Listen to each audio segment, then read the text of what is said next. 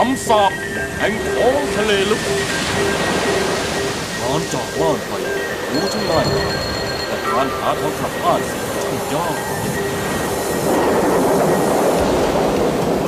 กัปตันฝนตกหนักมากเลยครับ ใช่ฝนตกหนักมากกัปตันไปเรือลง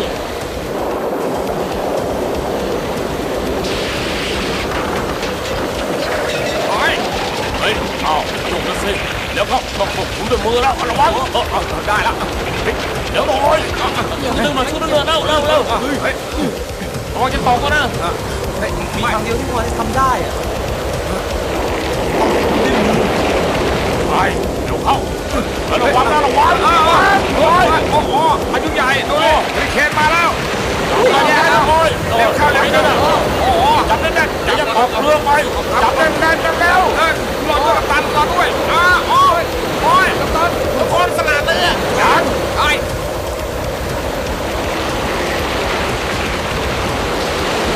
เขากระโดดหักครับดูแล้วขอให้ระวังแย่แล้วเช้าวันต่อมา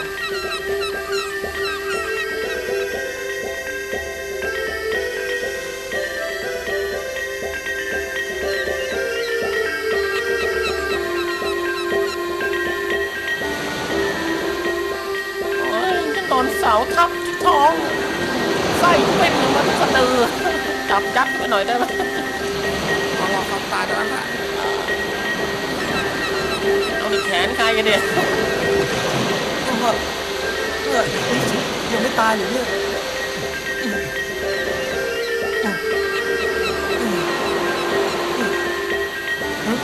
นั่นต้องเป็นแผ่นดินแน่ขอบคุณพระเจ้าเห็นแผ่นดินตรงไหมอ่ะนั่นน่ะ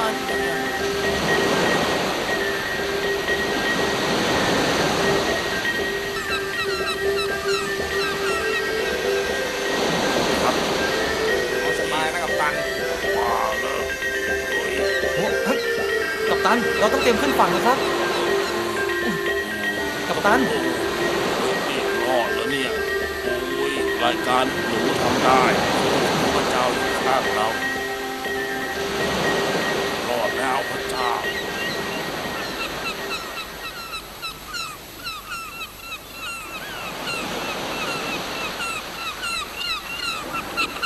เดี๋ยวเข้าไปใกล้มากเคยตื้นจอดตรงนี้เอาสมอทิ้งนะเฮ้ยสมอลง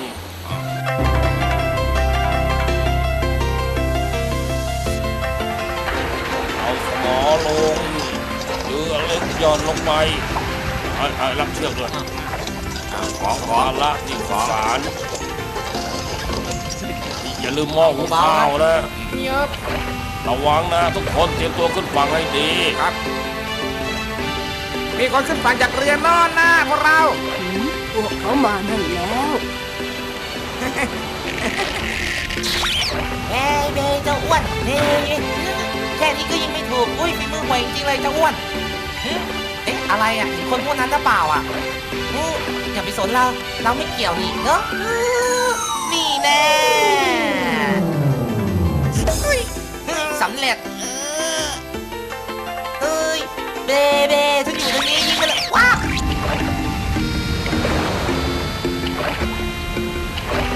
ถึงแล้วครับกัปตันแล้วเดียไปโน่นครับข้างหน้านะครับโอ้ทิ้งตกเรือนะ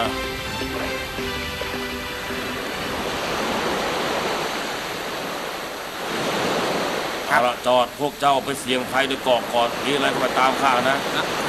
ครับท่านแม่มาสิเราไปถามกัปตันกันเร็วเข้าท่านแม่เร็วบางทีก็อาจจะรู้เรื่องว่ามาร์ตี้อยู่ที่ไหน เจ้าอีกแล้วเหรอมักทำเรื่องวุ่นวายอยู่เรื่อยเจ้าลิงบ้าไป แม่รอข้าด้วยสิแม่ท่านแม่ โอ้ขอโทษเถอะจ้าขอถามอะไรหน่อยได้ไหม ได้สิครับจะให้ช่วยอะไรเลยครับคุณยายครับ ท่านเคยเห็นลูกชายฉันบ้างไหมจ๊ะเห็นไหมจ๊ะลูกชายของฉัน แล้วลูกท่านชื่ออะไรครับ ลูกชายของฉันชื่อมาร์ตี้จ้า โอ้เสียใจนะครับไม่เคยได้ยินชื่อมาร์ตี้นะครับบิลลี่คงจะเคยเห็นนะครับแต่มาร์ตี้ นั่น ไม่ แหละ เคย จ้า ค ข รั อบคุณท่านมากนะ ไม่มีใครพบมาร์ตี้เลยแย่จังท่านแม่ สียใจที่ได้ยินอย่างนั้นนะท่านแม่ว้าย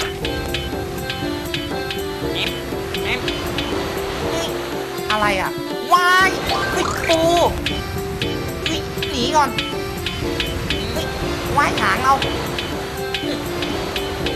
เต้า เชิญเลยครับเชิญเลยครับไม่ได้ล้อเล่นนะเนื้อผ้านุ่มมากเลย ราคาก็ไม่แพงเชิญดูด้วยตาตัวเองอย่าให้เอาคนอื่นเอาตาคนอื่นมาดูนะครับเอาตาตัวเองมาดูนะครับจะรู้ว่ามีดีเยอะแยะเลยทางนี้ครับเชิญเลยครับทางนี้ครับ5,000 รูเปียนี่ทางนี้ครับอันนี้ก็ปลาครับปลาอย่างดีไม่มีก้างครับ โอ้มาร์ตี้ลูกแม่ แม่ไม่ได้ข่าวคราวเจ้านานมาแล้ว แม่ขอภาวนาให้เจ้ามีโชคลาภวาสนา มาร์ตี้เอ้ยกลับมาหาแม่เร็วๆเท่านั้นแม่คิดถึงเจ้าเหลือเกิน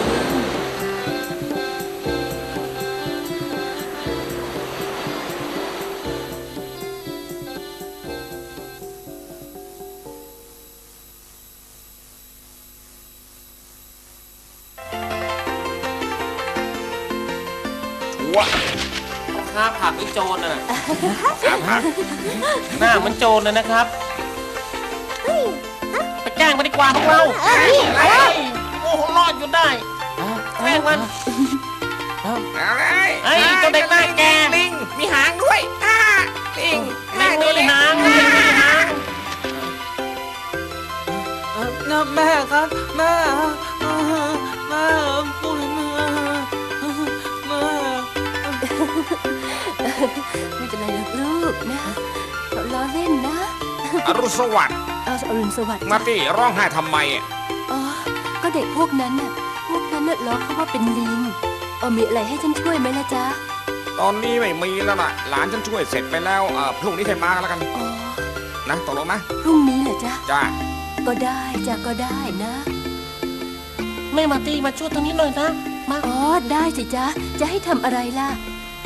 ดิฉันนะล้างปลานั้นไม่ค่อยสะอาดเธอล้างให้หน่อยได้ไหมพรุ่งนี้จะไปส่งในเมืองตำปลากระป๋องเนี่ยนะแล้วจะแบ่งปลาให้บางส่วนนะกระจายปลานะส่วนเธอนะมาร์ตี้นะอย่าขึ้นขี่หลังแม่บ่อยๆนะตอนนี้เธอโตแล้วเข้าใจเปล่าเดี๋ยวแม่หลังดอก อ๋อไม่เป็นไรหรอกจ้าตอนนี้เขาโตแล้วพูดรู้เรื่องแล้ว เด็กขี้อ้อเด็กขี้แกเด็กโง่เด็กหน้าแก เด็กนักหน้าไม่อายแย่ เด็กโง่ไม่เรียนหนังสือตะดำตะดำตะดำตะดำตะดำตะดำนี่วายนี่แกล้งมันเข้าไป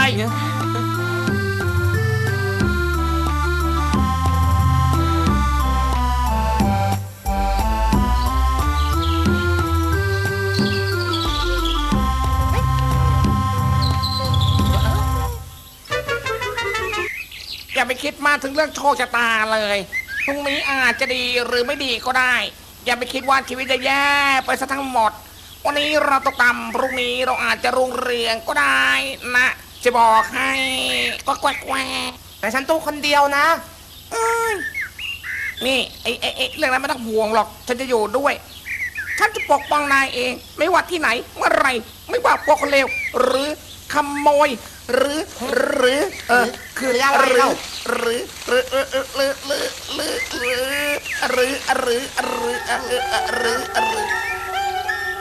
จุ๊ยจะกลัวเฮ้ย ไม่ต้องกลัวนะฉันน่ะชื่อมาร์ตี้เธอเป็นใครกันน่ะเรามาเป็นเพื่อนกันดีมั้ย ว่าไงนะเป็นเพื่อนกันแล้วต้อยขี่หลังด้วยเปล่าวะฮะอย่างนั้นเปล่าใช่หรือเปล่า พูดอย่างนั้นฉันไม่ชอบเลยอ่ะฉันไม่ได้ทำไม่ดีนะเพื่อน นี่นายชอบกินกล้วยกันไหมอ่ะ กล้วยสิชอบ มาร์ตี้อยู่ไหนนะลูกมาร์ตี้มานี่แล้วมาหาแม่ได้แล้ว แม่จะรีบเก็บกิ่งไม้ไปทำฟืนมาเร็วเข้าสิลูกมาร์ตี้อยู่ที่ไหน จังแบบนี้จะช่วยกันแล้วกันนะ พวกนั้นได้เป็นใครกันจ้ามาร์ตี้ เพื่อนใหม่นะครับแม่ อ๋อเหรอจ๊ะถ้าลูกชอบก็ให้พวกเขาไปที่บ้านเราก็ได้นะ ตอนเนี้ยแม่ขอเก็บฟืนก่อนนะจ๊ะลูกนะครับ ได้แล้ว นี่มาร์ตี้ไม่ละอายใจบ้างหรือไงขี่หลังแม่แบบนี้ตลอดเลย แย่จัง เด็กมันขี้อ่อนเป็นลูกฉันนะบ้องหูขี้หูไหลแล้ว โอ้โหมีหน้าลูกแกถึงได้พิการ อย่ามายุ่งอะผมน่ะ นั่นนะดู อย่ามายุ่งนะ อย่ามายุ่งนะอย่ามายุ่งนะ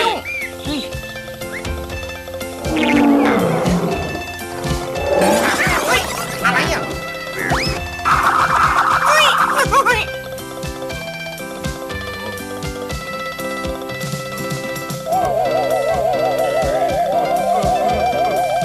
เด็กของพ่อโดนผีหลอก สำเร็จ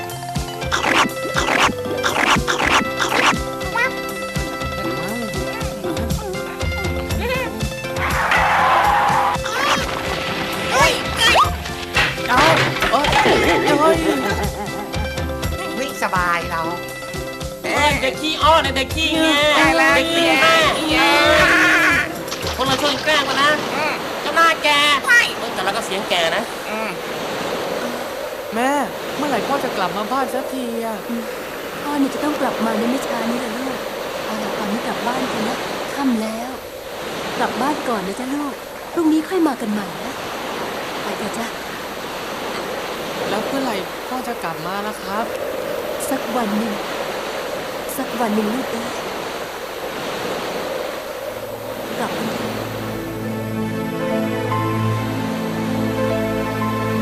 นั่นคือชีวิตที่ขาดพ่อของมาตี้และแม่ของมาตี้เองก็ไม่เคยขอร้องหรือต้องการให้ใครยื่นมือมาช่วยเหลือนอกจากความช่วยเหลือเล็กๆน้อยๆจากเพื่อนของเธอใช้ชีวิตตามกันมาและทำให้เธอรักในตัวมาตี้มากขึ้นเธอกลัวว่าวันหนึ่งเธอจะต้องเสียเขาไปนั่นคือเหตุผลที่เธอต้องพาเขาไปทุกที่ที่เธอไปทำงาน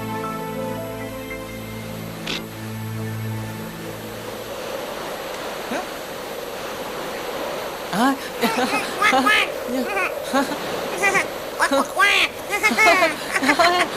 อันนี้มาร์ตี้อย่าเล่นแถวแหจับปลานะลูกนะเพราะแม่ยังทำไม่เสร็จเลย ครับแม่ เฮ้ยเธอนี่แย่จังนะชอบหาแต่เรื่องยุ่งๆอ่ะ นี่ทำไมเราไม่เล่นกระโดดโบกกันนะ บอกอ่ะ มาสิ ฉันจะช่วยสอนให้นะ ดูนะ ดูแบบนี้นะ ไหนอะ นี่ไง ยืดดูนะอึ๊บยืดฮึบฮึบย้ายยืดโยแม่ อ๋ออะไรเนี่ย มาร์ตี้ลูกเป็นอะไรไป เจ็บว่ะ ฮะ เจ็บ เป็นไง ว่ะ บ้าง แม่ ลูก เจ็บว่ะครับ เจ็บจังเลยอะเจ็บป่ะเจ็บจริงๆนะเนี่ยแม่ ไหนล่ะลูก แม่ นะ เลือดออกเลย เดี๋ยวก็หายนะลูกนะอย่าร้องไห้ไปเลย เจ็บป่ะ เจ้าลิงหาน้ำมาให้ดื่มหน่อยเร็ว ฮะ โอ้ย เร็วเข้าไปเอาน้ำมาเร็ว ได้เลย โอ้ย ไอ้แย่จริงๆเลยแผลบวมฉิวเนี่ย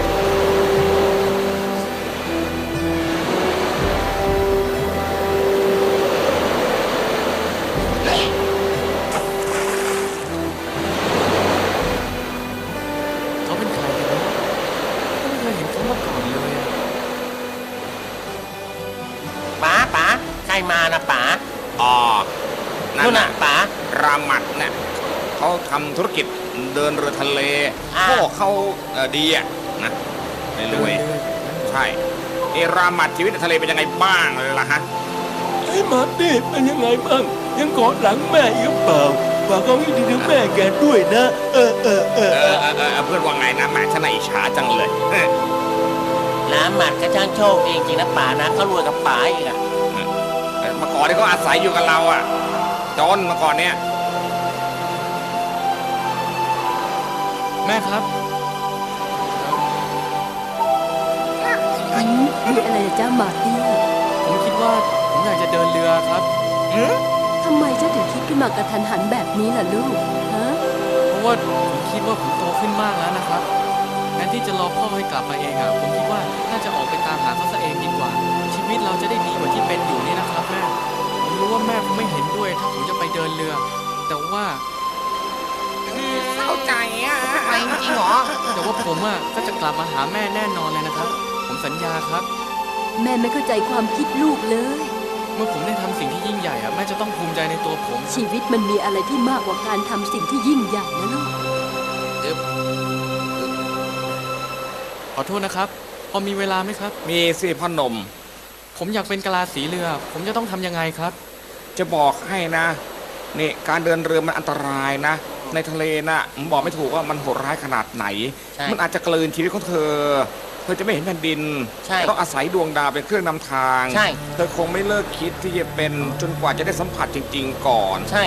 ถามจริงชื่ออะไรอะหนุ่ม ใช่ ชื่ออะไรบอกมาหน่อยดิ ใช่ ผมชื่อมาร์ตี้ครับ อ๋อ ผมปรารถนาที่ต้องแข็งแกร่งขึ้นให้ได้ครับ ถ้าเธอสนใจแล้วก็ฉันจะไปคุยกับกัปตันก่อนละกันนะนี่พรุ่งนี้เจอกันนะ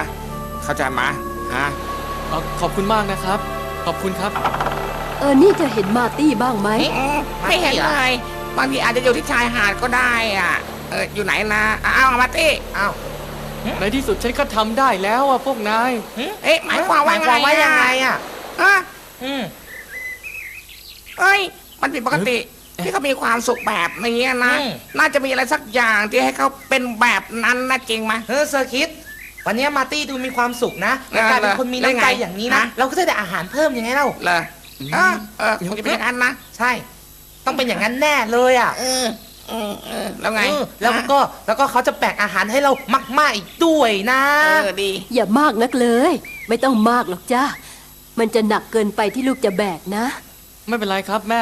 วันดีๆแบบเนี้ยปล่อยให้ผมจัดการเอง ตอนเนี้ยผมอะโตขึ้นมากขึ้นแล้วนะครับ แล้วเราพักกินกันตรงนี้ก่อนนะ เอามาจากไหนครับแม่ ก็เรียนมาจากบ้านสิจ้าลูก ไม่น่าถาม ใช่ ผมอยากเป็นกะลาสีครับแม่ กินมากๆนะ ของ เมื่อ เรา ลูกแข็งแรงขึ้นลูกก็ออกเดินเรือได้จ้ะ จ้าอร่อย แต่ว่าแม่ครับ ผมโตพอที่จะทำได้แล้วนะครับฮึบ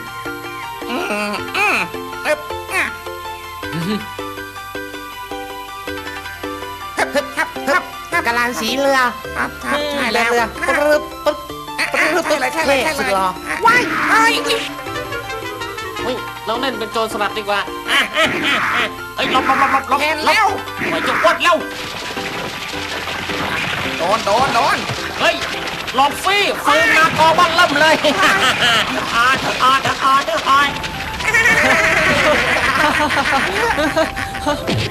้ยโถยเจ้าอ้วนเฮ้ยระวังมาจากไหนโถย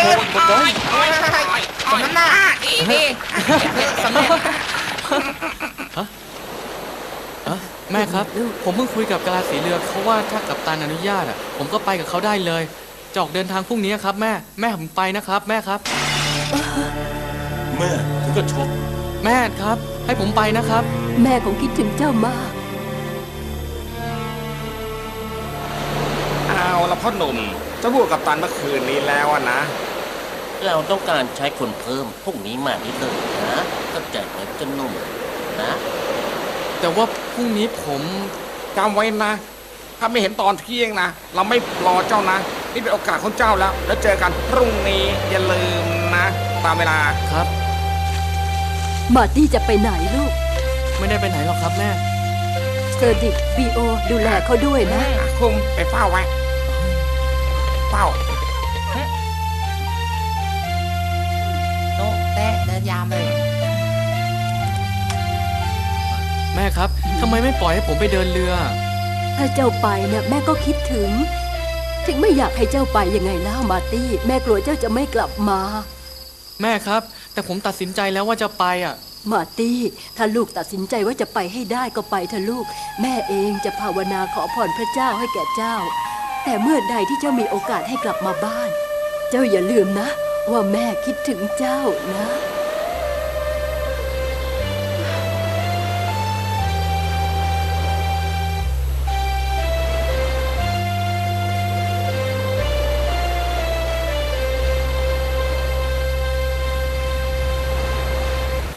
นี่มาร์ตี้รีบร้อนไปไหนเหรอฮะมาร์ตี้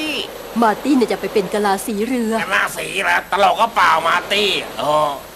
ใช่ทำไมอยากเป็นกะลาสีกันล่ะฮะ อะไรนะข ไม่ใช่ธุระอะไรของพวกนายนี่นายอย่ามายุ่งดีกว่า อ้าวแล้วลูกอย่าไปถือสาเขาเลยนะลูกนะ ำกระสีขี้อ้อน นะพวกเรานะ ใช่ ตีเปล่า เลยไอ้ทำไมเราถูกกันแบบนี้เด็ดตั้มหน้าอะไรเด็ด ใจเย็นนะพี่โอหยุดนะหยุดใจเย็น ได้โปรดเถอะจ้ะช่วยดูแลเขาด้วยนะจ๊ะ ข้าจะดูแลเขาเองนะ ผมขอพวกเขาไปด้วยนะครับ มาสิบิโอเซอร์ดิกไปด้วยกัน อืม ถ้าเซอร์ดิกไม่อยากไปก็ให้อยู่ที่นี่นะ นี่สดิกดูแลตัวเองให้ดีๆนะจะไปก่อนละ นะกลับมาเร็วๆนะ มาร์ตี้ลูก ไป แม่ ก่อนนะครับแม่ ลาก่อนนะครับแม่ครับ ระวังตัวนะลูกจำคำที่แม่บอกไว้นะลูกนะ เร็วๆนะ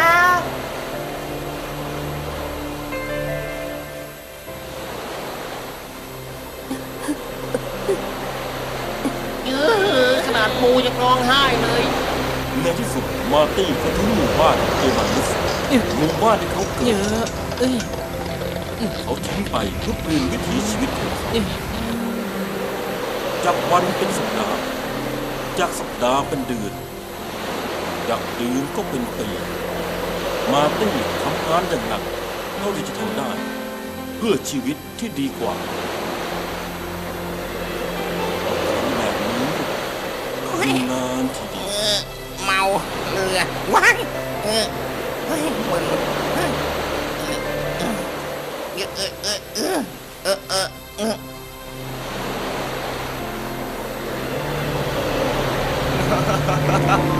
ืยหนักจังเลยเย้ยเย้ยนะ ใจเย็น อะไรอ่ะว้ายเค็ม น้องแก้วโดนน้ำเค็มสาดมาจับถอนขนกินเลยดีกว่ามั้ง ๆต้องถือแบบนี้พวงมาลัยเหลือจะมาทักดูโน่น อะไรครับ ฝนระวังเราจะต้องเจอพายุแล้ว ทั้งหมดระวัง ขาลาเรือครับเดี๋ยวเพิ่งมาอย่าไปโยนน้ำทิ้งไปหมอเนี่ย ส่วนทางด้านแม่ของมาร์ตี้ก็พยายามหางานเลี้ยงชีพของตนเองแต่ใจก็คิดถึงลูกชาย เอาไป ว้าย ตรงนี้ป่ะ พ่อหนุ่มจ๊ะมีอะไรให้ฉันทำบ้างไหม เสียใจขายไม่ค่อยดีเลย ตอนนี้ยังไม่ต้องการคนช่วยหรอกนะขออภัยด้วยนะ จ๊ะ นี่แม่มาร์ตี้ช่วยฉันคัดแยกและใส่ห่อให้หน่อยนะแล้วจะแบ่งปลาสดๆให้นะ โอ้ขอบใจมากจ้าขอบใจจริง ไม่ต้องไหว้หรอกอันนี้ดิแล้วมาร์ตี้ไปไหนอ่ะไม่เห็นเขาเลยอ่ะฮะอยากจะถามนานแล้ว ๆ เขาน่ะออกไปเดินเรือ เหมือนกับพ่อของเขา เพื่อที่จะหวังเปลี่ยนโชคชะตา อ๋อถ้าอย่างนั้นก็ขอใจช่วยนะ อย่าให้ตายกลางทะเลก็แล้วกันนะ ปากนะ โอ้ยขอบใจจ้าขอบใจมากนะจ๊ะ เออเห็นมาตั้งแต่มันอยู่ในท้องอะนะสามีเธอก็ทิ้งเป็นไม้ตอนนี้ลูกก็ทิ้งไปอีกโอ้โหผู้ชายเนี่ยเข้าใจยากนะแม่ไม่น่าจะทิ้งแม่ทิ้งลูกทิ้งเมียมันเลย ไม่เหมือนฉันเนี่ย ถูกเมียทิ้งอย่าพูดมากเลยโธ่เอ้ยสงสารเธอต้องอยู่คนเดียวแบบนี้อะน่าจริงมากโอ้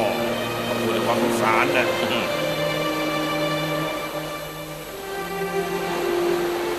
โอ้โอ้พระเจ้า ได้โปรดคุ้มครองมาร์ตี้ลูกฉันด้วย ฉันหวังว่าลูกฉันคงปลอดภัย และก็กลับมาบ้าน แม่คงต้องรอลูกให้กลับมาบ้าน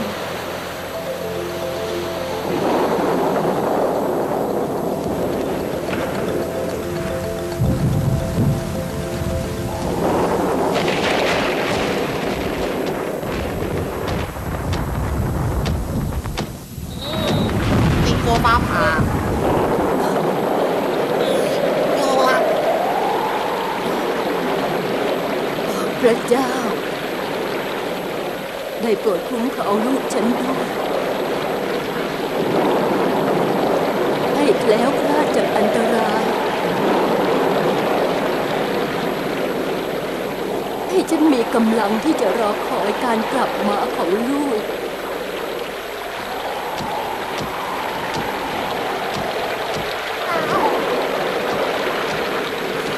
ลูกจะต้องกลับมาบ้านอย่างปลอดภัย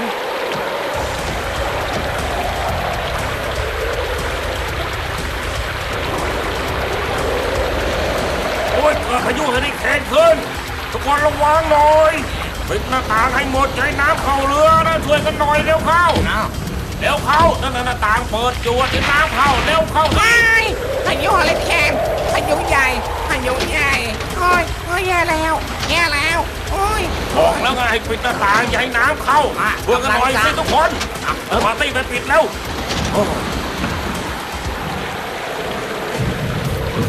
น้ำหายไปไหนหมดนั่นจริงๆเลยเที่ยวมั้งอยู่กลางทะเลนี่นะระวังน้ำซัดตกเรือนะ เฮ้ยเมื่อวานผมอ่านข่าวนะครับ อะไร จะมีพายุใหญ่เกิดขึ้นต้องบอกเรือจะ ทำไงดีครับกัปตัน งั้นเอาใบลง ครับ ผมจะรีบทำเดี๋ยวนี้แล้วครับ นี่ระวังหน่อยนะคลื่นลมแรงมากน่ากลัวจังมันอันตรายลงไปหล่นลงมา บิโอช่วยฉันดึงเชือกนั่นหน่อย แล้วเข้า เอาอาดไป เฮ้ย กัปตันนั่นหินโสโครกอยู่ข้างหน้า ระวังตัวด้วยนะครับ กับการครับผมว่าเรือเราจะแตกนะครับเนี่ย อ้าวโอ้ย ผมบอกแล้วอ่านวิทยากรมาสลากเรือ ขอให้พระเจ้าคุ้มครองเจ้า ระวังตัวด้วยนะมาร์ตี้ เจ้าจะต้องปลอดภัยนะลูก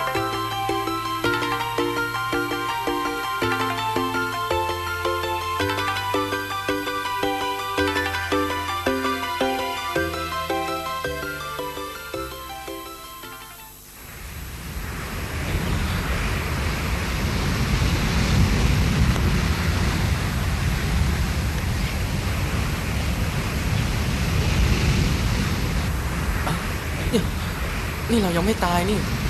เราอยู่ที่ไหนกันนะ แล้วบิโอเราอยู่ที่ไหน ที่นี่มันที่ไหนกันอะดูแปลกๆยังไงก็ไม่รู้ดิฮึบ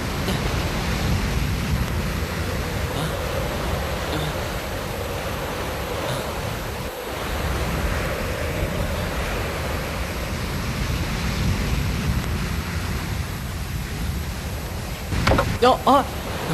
ไม้พายนี่ ดูเหมือนว่าจะมีหมู่บ้านอยู่แถวนี้อะนะ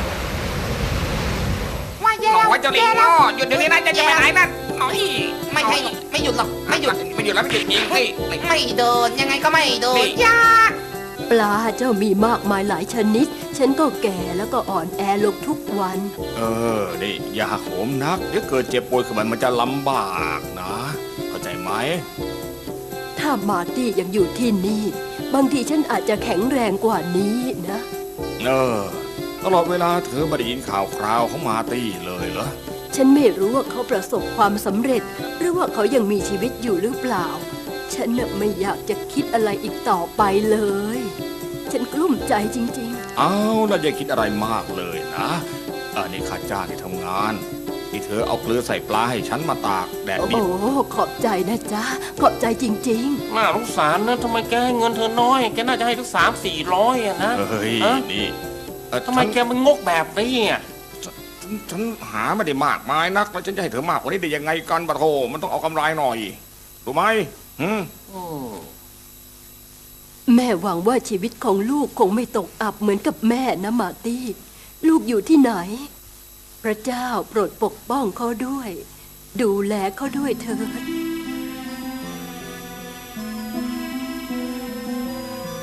อ๋ออ๋อ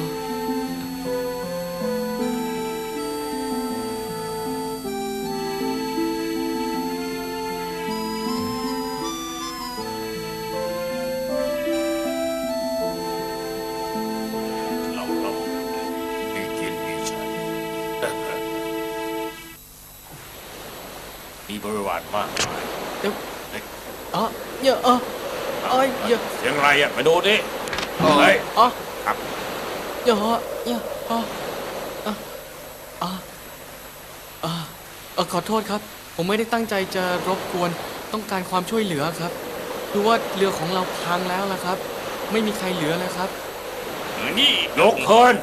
พาเขาไปข้างในแล้วหาเสื้อผ้าให้เขาใส่ ทำไมพ่อจะต้องช่วยเหลือเจ้าขอทานนั่นน่ะสกปรกเหม็นสาบจังเลยอ่ะ ลูกพ่อไม่เคยเดินหนีคนที่ต้องการความช่วยเหลือนะแต่เห็นแก่พระเจ้าเถอะลูกเอ้ย ขอบคุณครับ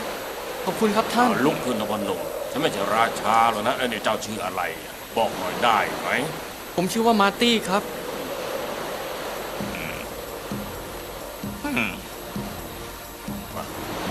ทางนั้นครับ ทางนี้ด้วยครับ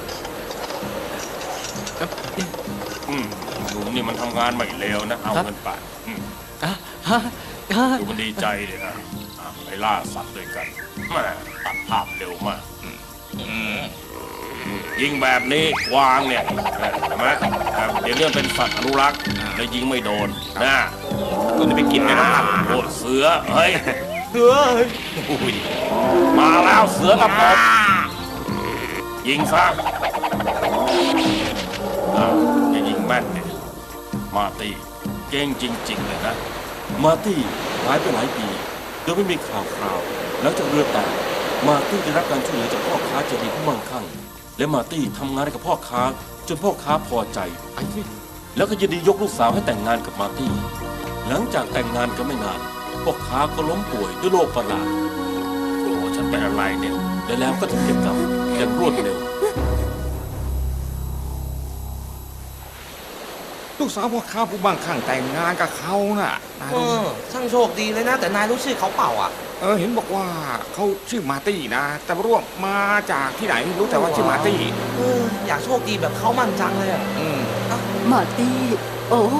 ท่านคะ อืม ถ้าฉันฟังไม่ผิด ท่านเลย ฉันได้ยินท่านพูดถึงชื่อลูกชายของฉันที่ชื่อมาร์ตี้ ใช่ครับป้ามีอะไรเหรอครับป้า บางทีเขาอาจจะเป็นลูกมาร์ตี้ของฉัน ผมก็ไม่รู้นะครับบางทีกัปตันอาจจะรู้เพราะกัปตันฉลาดกว่าผมโง่ครับรู้แค่นี้เองแหละครับคุณป้าครับ เขาอาจจะเป็นมาร์ตี้คนเดียวเท่านั้น อาจจะเป็นมาร์ตี้ลูกของฉัน ฉันคิดว่าถ้าเรือเขาไม่ได้ล่มบางทีฉันอาจจะต้องแยกจากมาร์ตี้ก็ได้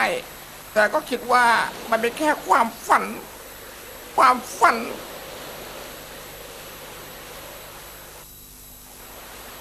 แต่แค่ฝันไปแต่คือมาร์ตี้เขานั่นเองมาร์ตี้มาร์ตี้นั่นไงมาร์ตี้ใช่แล้ว ช่วงเวลาแบบนี้แม่ของมาร์ตี้ก็จะไปถามกัปตันเรือเพื่อถามถึงลูกของเธอ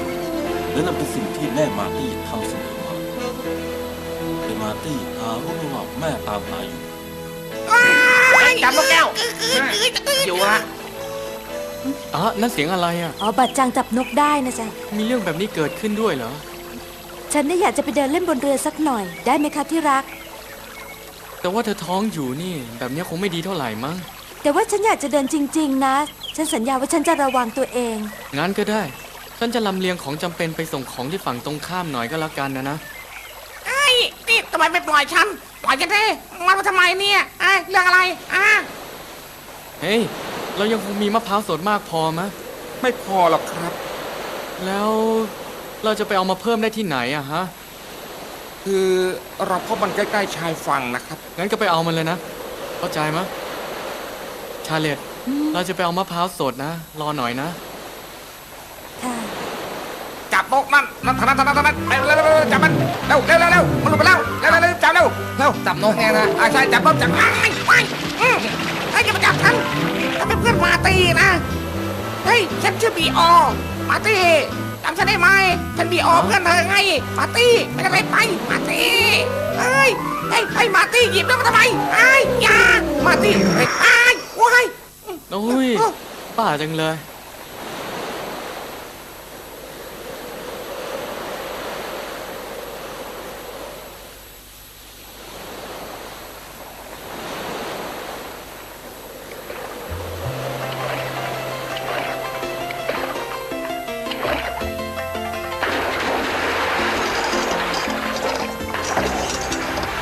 อ้าวรับหน่อยลงมาค่อยๆค่อยๆพร้อมหรือยังเราจะขึ้นฝั่งกันแล้วนะ นี่ดูทางนั้นแน่เข้ามาแล้ว โอ้ฉันหวังว่าจะเป็นเขา เฮ้ยอะไรอะเจ้าอ้วนฮะเฮ้ยเจ้าอ้วนเลยแน่จริงก็ยิงให้ถูกดิเฮ้ยเจ้าอ้วนถ้าทางหวยอย่างนี้ต้องสั่งสอนซะหน่อยแล้ว เอาละเราคิดวิธีออกแล้วเฮ้ยปุ๊บมะพร้าวพิฆาตนี่แน่สำเร็จเจ้านายโง่นี่แบกไว้ ยาวเข้า แบบเดิม อย่าฉันตกเรือนะเสียหน้าคนที่เห็นฉันจากไกลฉันต้องเทซะก่อนกับตันเรือครับตอนเลเราไปกลางทะเลเช้าหาเย็นทีถึงก็ได้แกอยู่เท่านี้ก่อนนะฉันจะไปดูอะไรในตลาดก่อนครับ ไปแม่มาเถอะเราไปถามกัปตันกันบางทีเขาอาจจะรู้ก็ได้นะท่านแม่เร็วเข้าไป คุณยุ่งเลยถอยไปเลยไปไกลเลยไป ไปก็ไปสิแม่รอกันสิรอข้าด้วยท่านแม่รอข้าด้วยเขาคือมาร์ตี้แต่ว่าแต่อะไรเราห้าบอกมาดิเขาเปลี่ยนไป ขอโทษเถอะนะจ๊ะท่านขอถามสักหน่อยนะ ก็คือป้าบางทีท่านอาจจะช่วยได้นะ ถ้าเป็นอย่างที่ฉันคิด เขาคนนั้นก็คือลูกชายของฉัน ลูกป้าชื่ออะไรอ่ะ มาร์ตี้จ้ะ ป้าหมายถึงท่านมาร์ตี้ใช่หรือเปล่าอ่ะ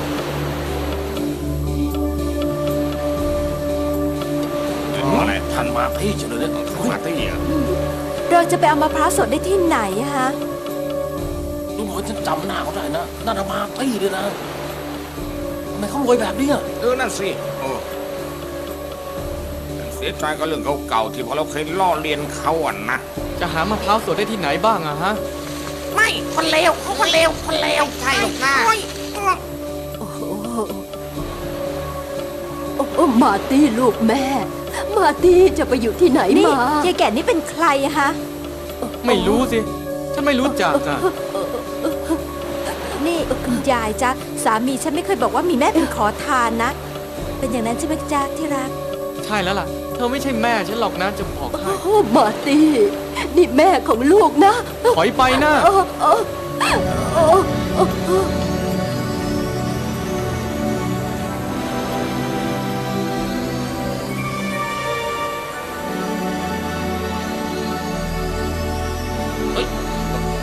ล้ม3 ครั้งแล้วว่ะ รอบจังเลย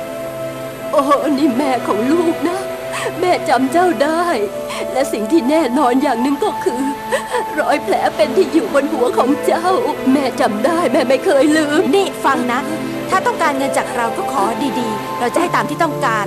แต่ไม่ใช่มาอ้างตัวเป็นแม่ของสามีฉันอย่างนี้นะกะลาสี ครับ โอ้ฉันเป็นแม่ ฉันเป็นแม่ เป็นแม่ของลูกนะมาร์ตี้ลูกแม่ ฉันไม่เคยมีแม่แบบยายนะกลาสีเราจะกลับไปที่เรือกันแล้ว อยากจะเชื่อเลยจะมาร์ตี้ทำแบบนี้ได้ยังไง ใช่ฉันก็ไม่อยากจะเชื่อจริงๆเลยนะแย่ ทุกคนฟังนะ ฉันไม่ใช่ลูกของเธอ ไม่ใช่นะเข้าใจไหม แม่มัน ไม่ใช่ลูกของเธอ ตามไปเต็มที่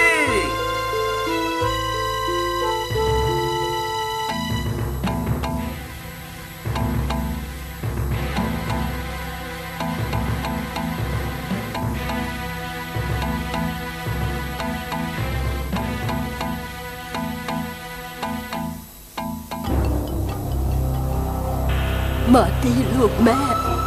มันเกิดอะไรขึ้นกับเจ้า ที่รักจ๊ะมีอะไรคิดมากอยู่อีกหรือเปล่าคะ ทำไมทำกับแม่อย่างนี้ เอาเถอะป้าบางทีว่าจะจำป้าไม่ได้แล้วอะนะนั่นน่ะสิ เป็นธรรมดาของคนรวยนะ มีเสมอแหละที่บางคนมักจะอ้างตัวว่าเป็นพี่เป็นแม่ของเขาอะไรอย่างนี้ยนะ ไม่มีลูกคนไหนหรอกที่จะจำแม่ตัวเองไม่ได้อะนั่นน่ะสิสาบแช่งมาเลยดีไหม ฉันไม่รู้มันจบไปแล้ว เราจะไปตามทางของเรา ออกไปจากชีวิตที่น่าเบื่อนี้ แต่ความหมายของชีวิตนั้นไม่ได้อยู่แค่เงิน ถ้าเจ้าไม่ยอมรับว่าข้าเป็นแม่ แม่ขอให้เจ้าจงกลายเป็นหิน มาร์ตี้ มาร์ตี้ มาร์ตี้ มาร์ตี้ลูกแม่ แม่จะขอสาปแช่งเจ้านะมาร์ตี้ แม่ขอสาปแช่งเจ้า แม่ขอสาปแช่ง ให้อภัยฉันด้วยนะแม่ ฉันทำผิดต่อแม่ อภัยฉันด้วยนะแม่ อภัยฉันด้วย อภัยด้วยแม่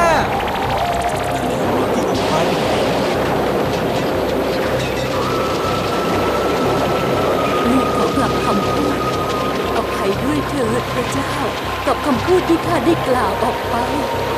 อภัยด้วยเถิด เ